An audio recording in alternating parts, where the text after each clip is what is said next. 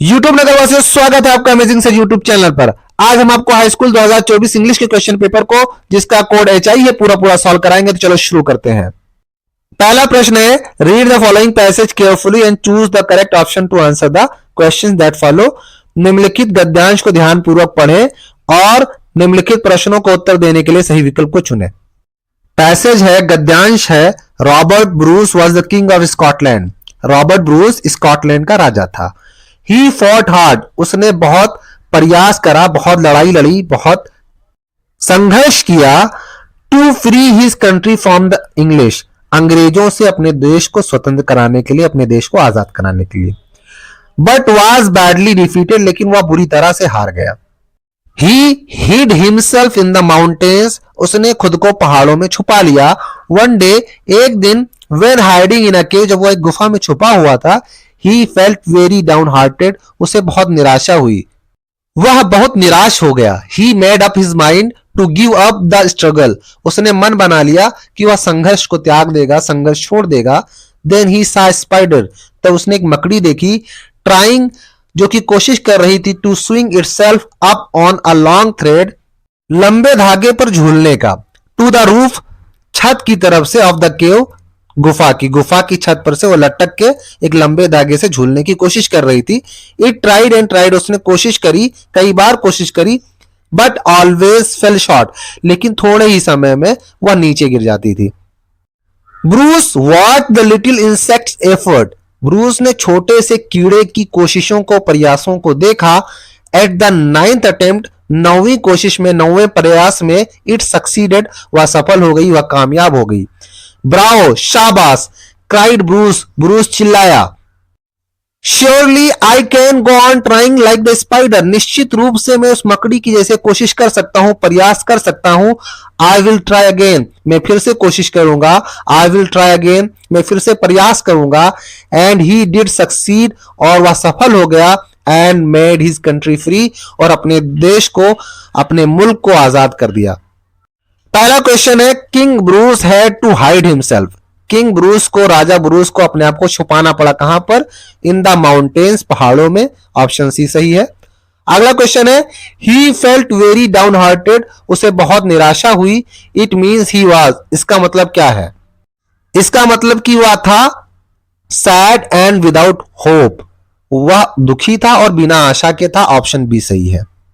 अगला क्वेश्चन है, which word in the passage is opposite of the word failed, failed का opposite, failed का विलोम शब्द गद्यांश में कौन सा है?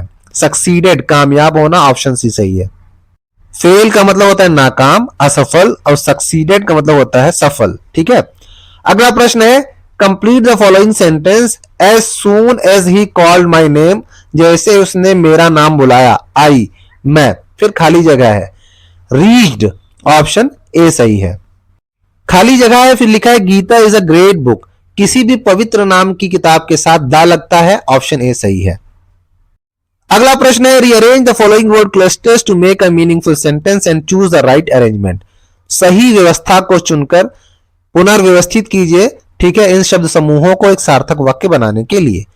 तो जो वर्ड्स दिए गए वो है great, we, have, should, parents, our, for respect. तो इसका मतलब निकालते हैं, होता है कि हमें अपने माता पिता के लिए बहुत इज्जत रखनी चाहिए। We should have great respect for our parents. Option D सही है। अगले क्वेश्चन में सही प्रीपोजिशन भरना है। क्वेश्चन है, आई एम प्राउड, फिर खाली जगह है, माई स्टूडेंट्स, प्राउड के साथ ऑफ लगता है। ऑप्शन सी सही है। अगला प्रश्न है, which are the following word is misspelled, निम्नलिखित शब्दों में किसकी वर्तनी अशुद्ध है, किसकी स्पेलिंग गलत है? तो यहां पर इंस्पेक्टर की स्पेलिंग गलत है, यहां पर ओ आर होना चाहिए लास्ट में। ठीक है, INSPECTOR। अगला क्वेश्चन है, रीड द पैसेज केयरफुली, गद्यांश को ध्यान पूर्वक पढ़ें and choose the correct option to answer the following questions that follow, और निम्नलिखित प्रश्नों के उत्तर देने के लिए सही विकल्प को चुनें। गद्यांश है, it was nothing less than a letter to God, या भगवान के नाम एक पत्र से कम नहीं था। गॉड, भगवान, ही रोट, उसने लिखा था। If you don't help me, अगर आप मेरी सहायता नहीं करते, my family and I will go hungry this year, इस साल, इस वर्ष मैं और मेरा परिवार भूखा रह जाएगा। I need 100 pesos in order to sow my field again and to live until the crop comes. मुझे अपना खेत फिर से बोने के लिए और जब तक कि फसल दोबारा नहीं आती तब तक जीवित रहने के लिए 100 पीसोस की आवश्यकता है।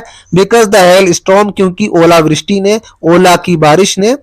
फिर डाट डाट लगा है क्योंकि बाकी कहानी हम लोगों को पता है, सारी फसल उसने बर्बाद कर दी थी। पहला क्वेश्चन है, खाली जगह है, wrote a letter to God, किसने भगवान को एक पत्र लिखा? तो ऑप्शन डी, लेंचो ने लिखा था। अगला प्रश्न है, he needed 100 pesos in order to say 100 यानी 100 पीसोस की आवश्यकता थी, क्योंकि सो हिज फील्ड किस लिए थी? अपना खेत बोने के लिए, अगेन दोबारा, एंड टू लिव और जिंदा रहने के लिए, अंटिल द क्रॉप कम्स जब तक की फसल नहीं आ जाती। ठीक है, ऑप्शन सी सही है। अगला प्रश्न है, Nelson Mandela had to spend, Nelson Mandela को बिताने पड़े थे, फिर खाली जगह है, ईयर्स इन प्रिजन, कैद में कितने साल, जेल में नेल्सन मंडेला ने कितने साल बिताए थे? 29, ऑप्शन डी सही है। फिर है, mahseer is a large fish found in the fresh waters of, फिर खाली जगह है, रिवर, महासीर एक लंबी मछली है, बड़ी मछली है, जो कि ताजे पानी, किस नदी के ताजे पानी में पाई जाती है? तो कावेरी नदी के, ऑप्शन डी सही है। राइडिंग अ बस फॉर द फर्स्ट टाइम, पहली बार बस की यात्रा करना, वल्ली वॉज अ गर्ल ऑफ, फिर खाली जगह ईयर्स, वल्ली कितने साल की थी? जब उसने पहली बार बस की यात्रा करी थी तो वो कितने साल की थी? 8 साल की थी, ऑप्शन बी सही है। अगला प्रश्न है, read the given extract and choose the correct option to answer the following questions, निम्नलिखित अंश को ध्यान पूर्वक पढ़ें और निम्नलिखित प्रश्नों के उत्तर देने के लिए सही विकल्प को चुनें। स्टेंजा है, द वे अक्रो, जिस ढंग से एक कौवे ने शूक डाउन ऑन मी, मुझ पर झपट्टा मारा। ठीक है, the dust of snow from a hemlock tree, उसकी वजह से, हेमलॉक के पेड़ से, हेमलॉक के वृक्ष से बर्फ के छोटे छोटे महीन कण, बर्फ की धूल मेरे ऊपर गिरी।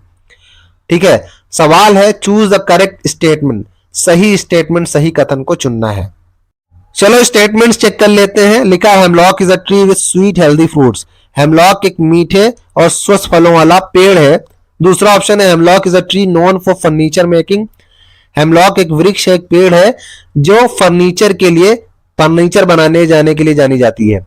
अगला ऑप्शन है, hemlock is a tree bearing fragrant flowers, hemlock एक पेड़ है जिसमें खुशबूदार फूल लगे रहते हैं। और अगला ऑप्शन है, hemlock is a poisonous tree, hemlock एक जहरीला पेड़ है, ऑप्शन डी यही सही है।